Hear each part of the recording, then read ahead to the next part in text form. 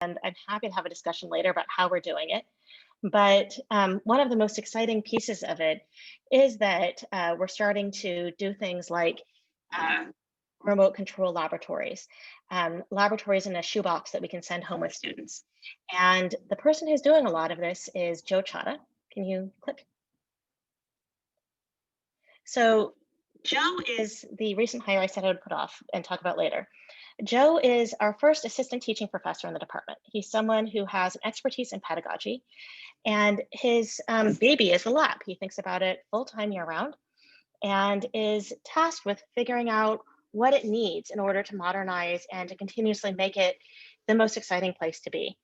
And we were able to make the case to hire someone with this background because we have the endowment for the lab. And we were able to say, look, there is an opportunity for us to become world leaders in innovation in the laboratory. And that is the space that Joe occupies. So you'll hear a little bit from Joe in just 1 second. But as we hire Joe, starting to build up new laboratory experiences. Can we click? Like pilot scale experiments, which we hadn't had in the lab before, that are skid-based and sometimes in multiples, so students can work on them in small groups. At this point, if we were all together and in person, I would be taking you on a tour of the lab. Joe would be showing you how all this works. We're not able to do that. So I want to do a quick thank you, and then we're going to show you a video that we took of the laboratory so you can see what it all looks like. Before we launch that video, I just want to take a moment and thank everyone, both on this call and not on this call. You click. Who were engaged in this effort. It was a more than 10-year effort to really build up the lab. I'm not going to go through names individually right now, but I want to give you a chance to read them. And so Percy's going to help me click through all three. Many of these people are on this call and have been involved for either brief or long periods of time to help us build the lab into what it is. Thank you. Okay, Percy, I'll let you do the last click and then start the video.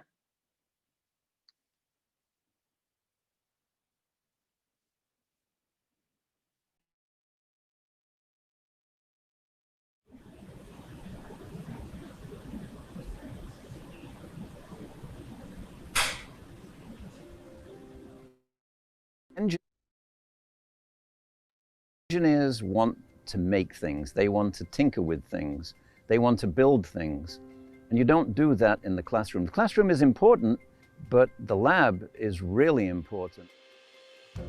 We're celebrating the dedication of the Rinker laboratory, which is really a celebration of getting the laboratory to the point where it's self-sufficient in terms of modernizing and offering a continuously updating undergraduate lab experience. There are several things that make the Rinker lab special. But with the endowment, the lab becomes even more special. We are one of the only campuses that now has a dedicated ability to modernize the lab, to look at the new developments in the world, the new problems in the world, and think about what laboratory experiments the students really are going to need to address them. The other thing it allowed us to do, is to hire a tenure track lecturer who is really an expert in teaching and pedagogy. He is thinking about the lab full-time year-round. So even when he's not teaching the lab, he has now a fund and an ability to think about what's the next laboratory experiment we should create? What is the next way to teach the lab that will make it the best in the country?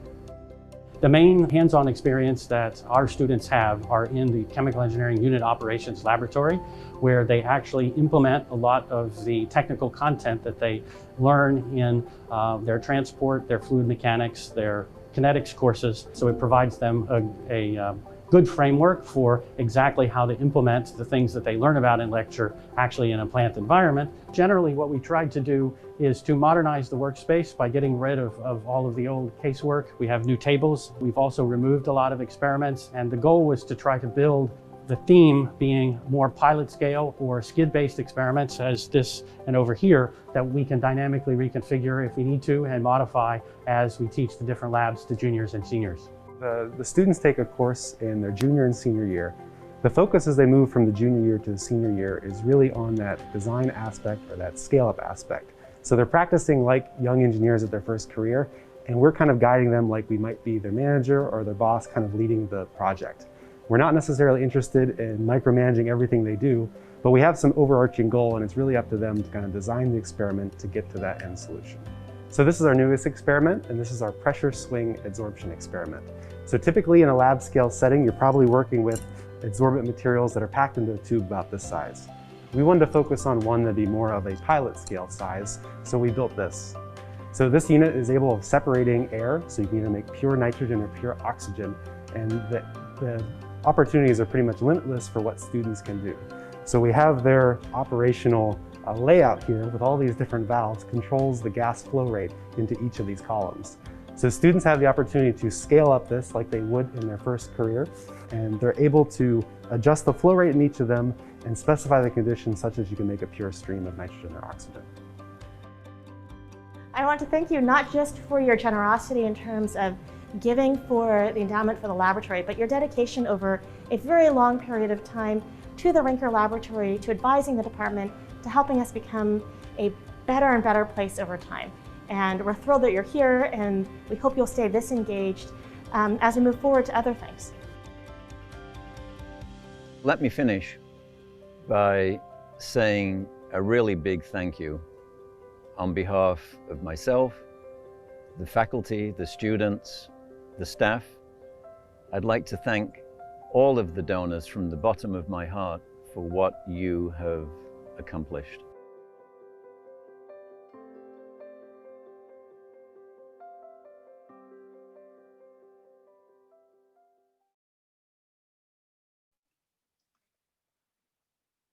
Thanks. So at this point, we have a huge amount of history associated with the lab and with Bob himself.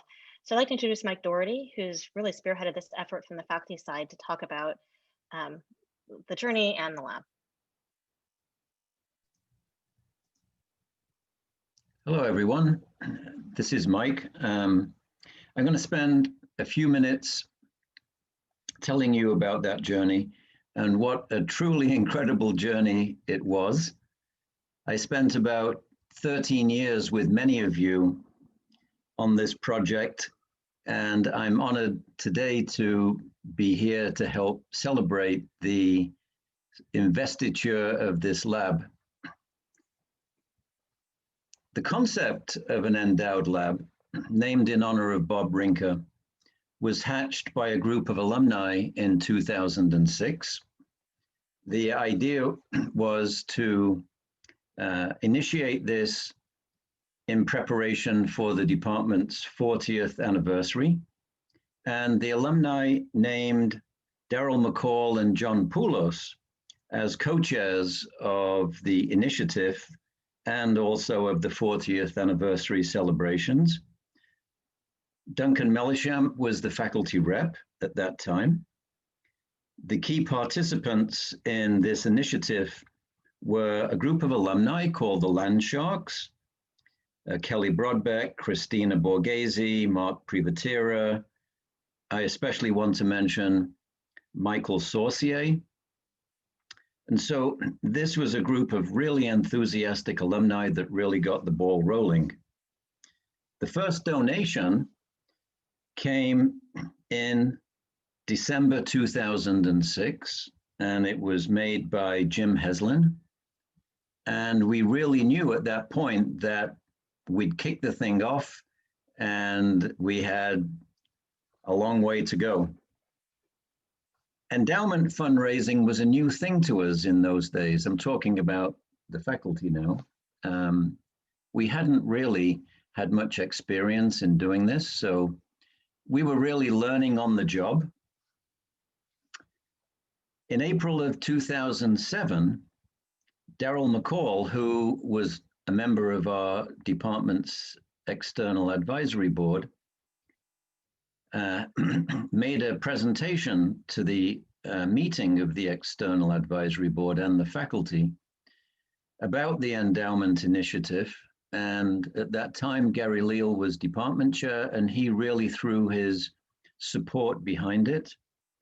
And so for the next couple of years, we had a good success at raising about a quarter of the 1 million that we'd set ourselves as a goal. And so we really felt by around 2009 or so that we had this initiative on sort of moving along.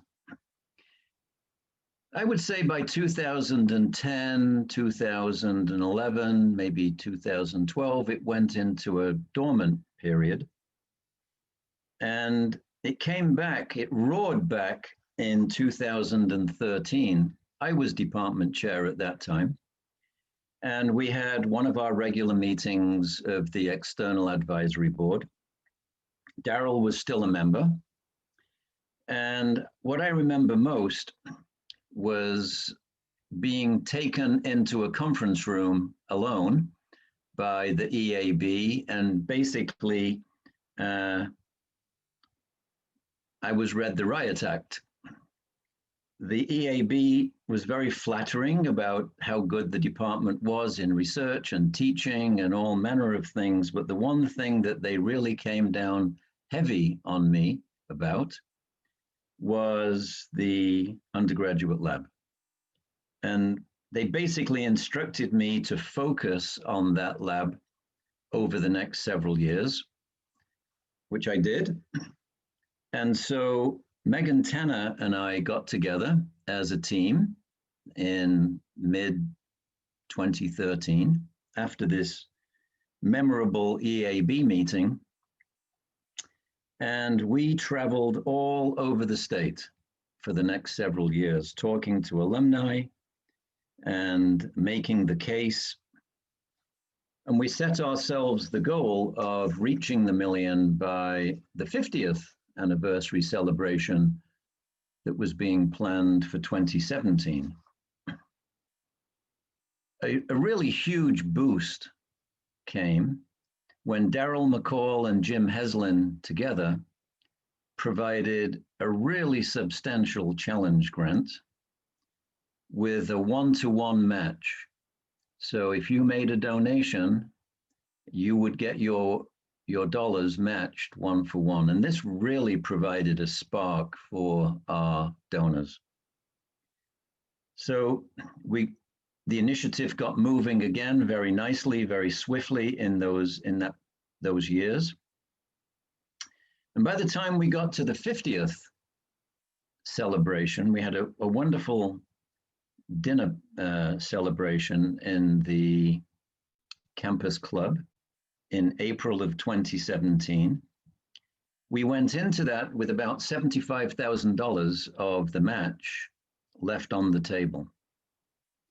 And so Megan and I cooked up a plan to get Eric Sonquist, who is an experienced auctioneer and an important member of the campus community, to come at the end of the dinner and have a stand-up and be counted auction.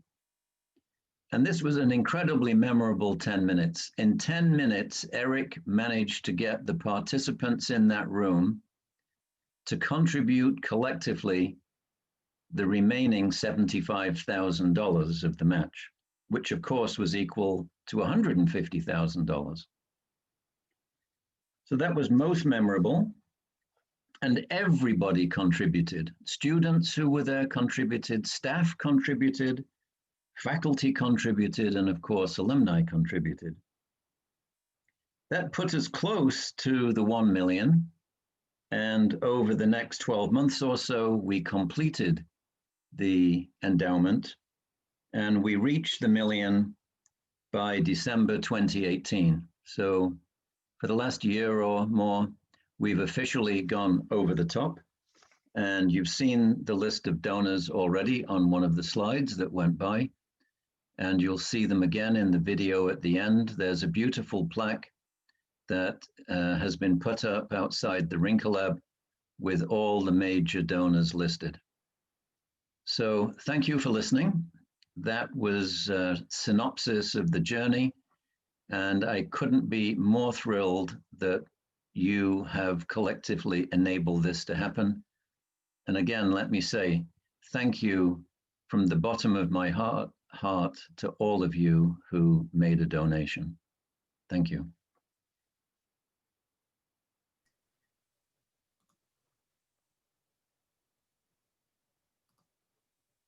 Hello, thank you, Mike. I also want to say thank you to Rod and Rachel for ensuring that we have this special opportunity to celebrate that sustained endeavor that Mike summarized. The campaign to endow Dr. Robert G. Rinker's laboratory spanned the tenure of many people. 2 College of Engineering deans, Matt Terrell and Rod Alvarez. 4 department chairpersons, Gary Leal, Mike Doherty, Frank Doyle, and Rachel Siegelman. 3 active sponsors, Duncan Mellershamp, Dale Seaborg, and Mike Doherty.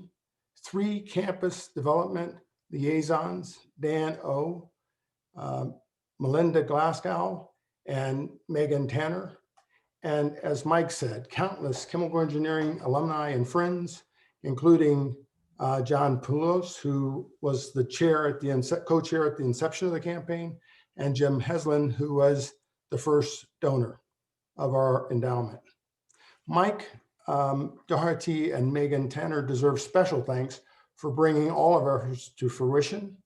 It was no small task to get this done. The genesis of the Robert Rinker Laboratory Endowment was the occasion in 2006 when Duncan and Dale cornered me with the idea of celebrating the 40th anniversary of the department and a suggestion about an endowed gift. I was intrigued by the thought of giving back to UC Santa Barbara and being able to thank the person on campus who had a quiet but indelible influence on me. My participation on the external advisory board, which Dr. Rinker encouraged, had also reminded me of the long-standing student gripe about the unsatisfactory state of the undergraduate laboratory. I could sympathize from my time in Chemie 180 in 1977-78 when partnering with Steve Peggers and Tom Chard. I believe both of them are on the call today. The majority of our undergraduate students enter careers directly following graduation, which means they have to be prepared. Bob Rinker inspired me to be prepared through his professional approach to early morning classes, the endless homework, and his belief in my potential. What could be more fitting than ensuring the sustained quality of a teaching laboratory in the name of the annual recipient of the Teacher of the Year Award? The endowment provides an essential tool for maintaining the future excellence of the department's teaching programs, an objective that Bob supports strongly enough to allow his name to be associated with it. It is my great pleasure to introduce Bob Rinker. He was an exceptional professor who showed a fondness for teaching and an ability to connect with his students. He made an incredible contribution to our lives. I particularly remember an example he used from his days in Terre Haute, told with a bit of excitement in his voice, to introduce the concept of a catalyst, asking us to imagine a slow tractor on the road ahead, preventing his car from speeding along. As all of you know, Dr. Rinker came from Caltech to create our department, quickly joined by Dr. Jack Meyer and Dr. Duncan Mellershamp. And together, they and others built a research and education chemical engineering program at UC Santa Barbara that is not only world-class, but widely renowned. Joining Bob today will be Dr. Ed Rinker, his son, a Gaucho as well, who also taught in the Rinker lab during his time on campus. And the fondness for teaching runs in the family because Ed received the Teaching Assistant of the Year Award during his tenure. Thank you, Ed, for being here today. Without further ado, I give you Bob and Ed Rinker.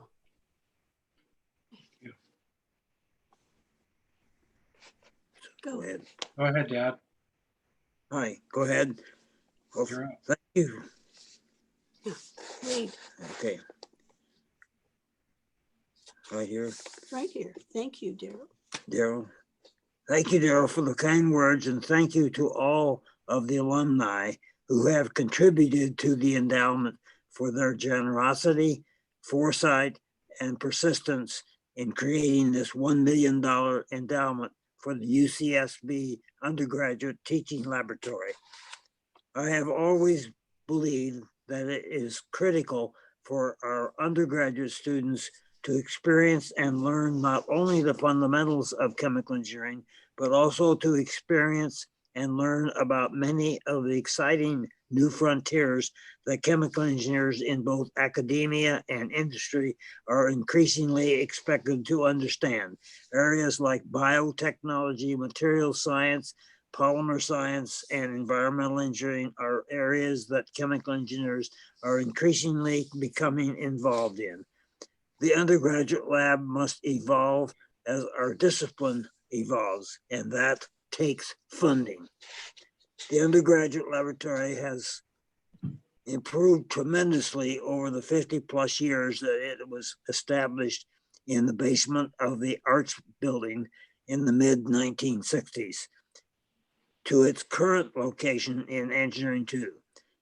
This evolution reflects the positive changes and progression of the chemical engineering discipline and technological advancements.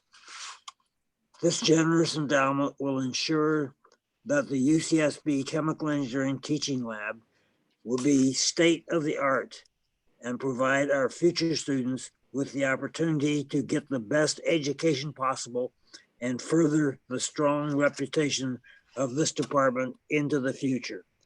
I am truly humbled and honored to have my name attached to this generous gift to the education of our future chemical engineers. Thank you. Well said, Dad. So I remember first hearing about this endowment goal back at the 40th anniversary in 2006, which Mike Doherty gave us the whole journey. And I'm so happy that under their leadership and the generosity of the alumni, that this endowment is now in place in perpetuity. I did my undergraduate education at UC Davis, not UCSB, in the early 1990s. And I have to say, our lab was also in need of modernization, but I still got a pretty good education there. I learned to write technical papers and about successful and also horrifically unsuccessful experiments. And that experience served me well going into grad school at UCSB and also going into industry, ultimately at Clorox, where I've been for the past 23 years. So at UCSB, I was fortunate to be assigned to be the TA of the lab for 4 out of the 5 years that I was there, working on my PhD under Dr. Sandel.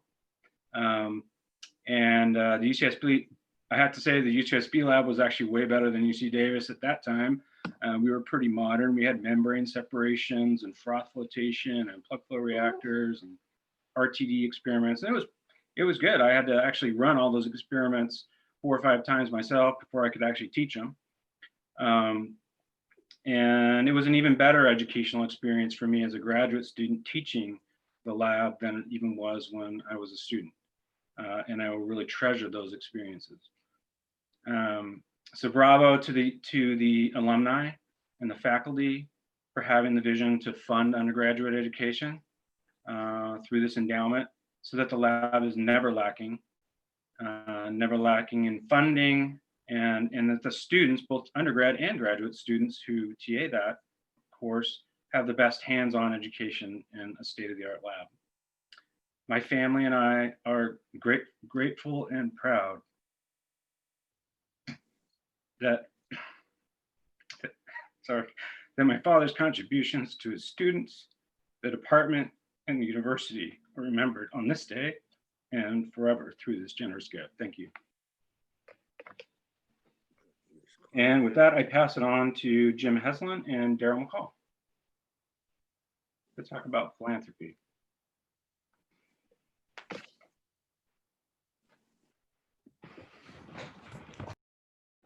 Thanks, Ed, for your very appropriate words. And Bob, really appreciate hearing from you as well.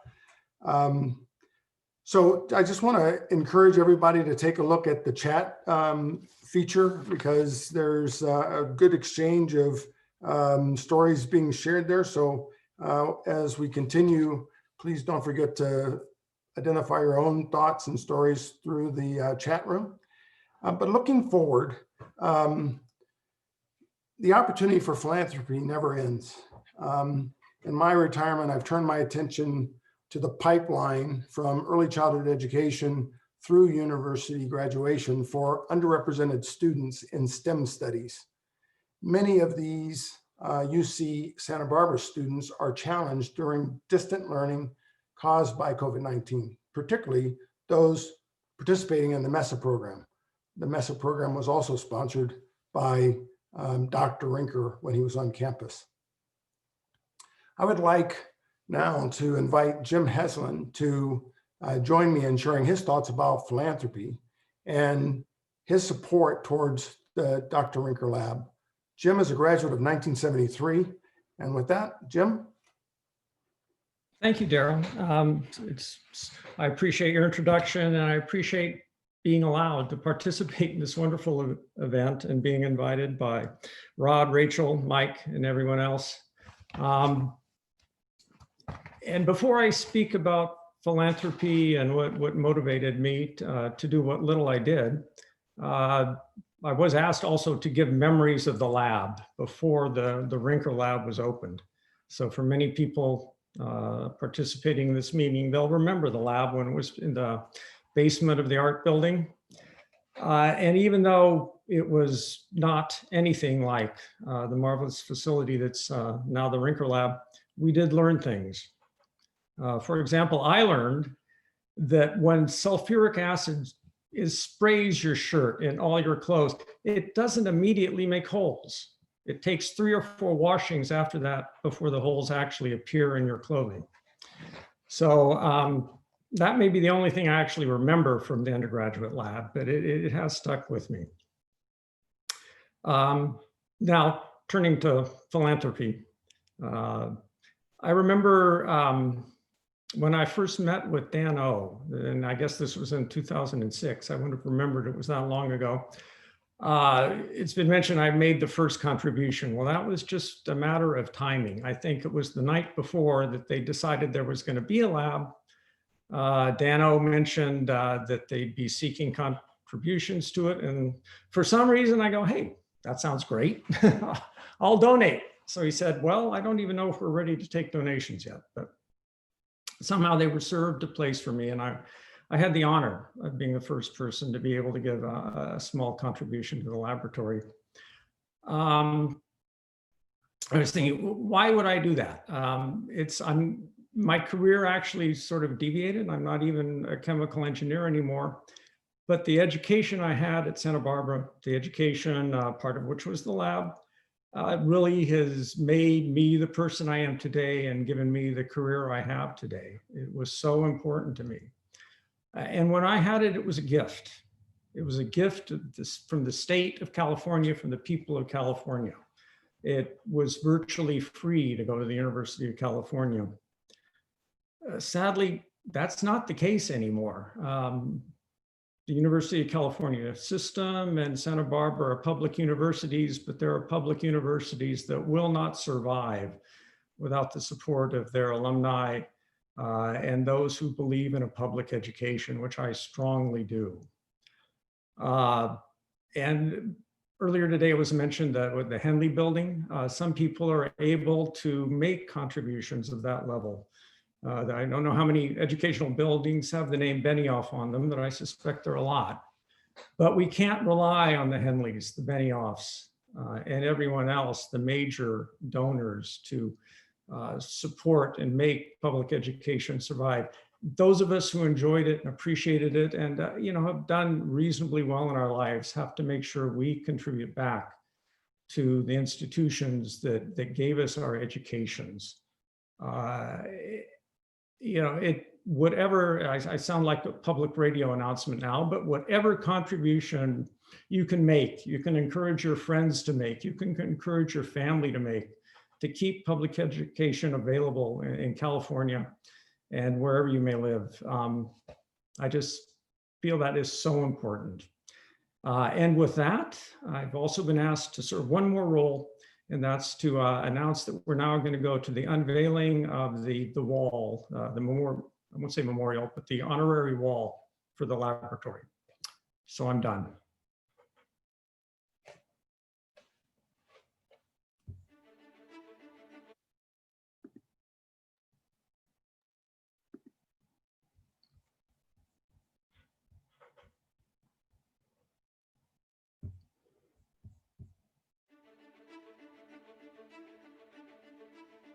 We wish we could do this in person, but we're thrilled you're here with us virtually to celebrate the dedication of the Rinker Lab.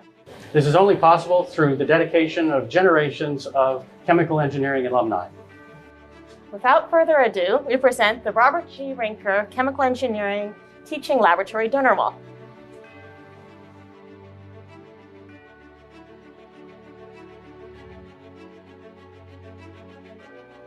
I wanted to personally thank all of the alumni over the generations of chemical engineers who have supported the lab, because it is going to modernize our lab in perpetuity and provide a world-class training experience for our students.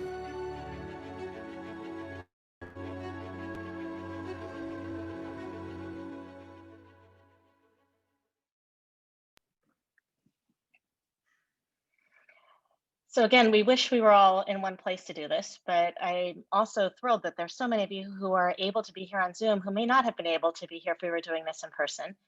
I know there's some really great stories and memories of particularly Bob's teaching happening in the Q&A. Did we have a couple of minutes for anyone who'd like to share anything out loud? Fortunately, we can't turn on everybody's videos.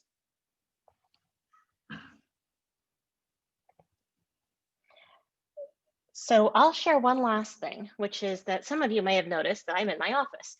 This is the first time I've been in my office since March 8th, I believe. And I came in today because I wanted to go in. Oh, I have to turn off my virtual background so you can see this. Apologies.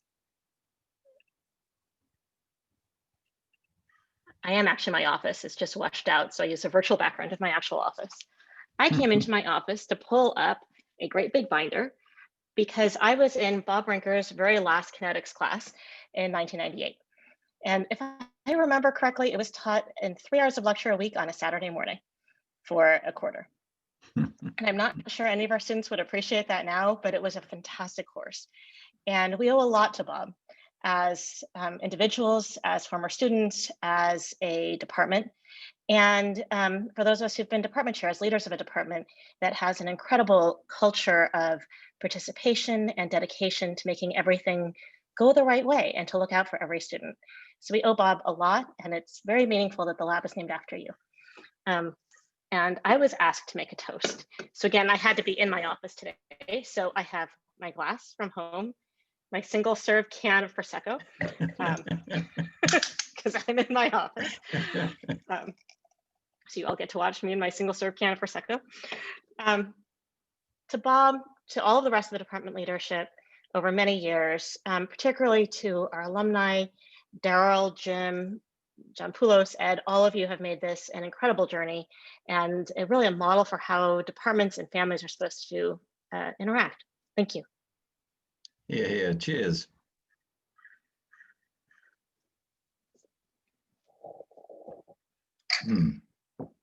We hope to see you sometime in person.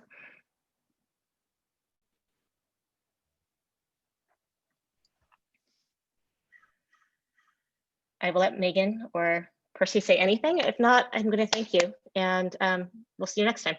It looks like you have a couple questions if you want to take them.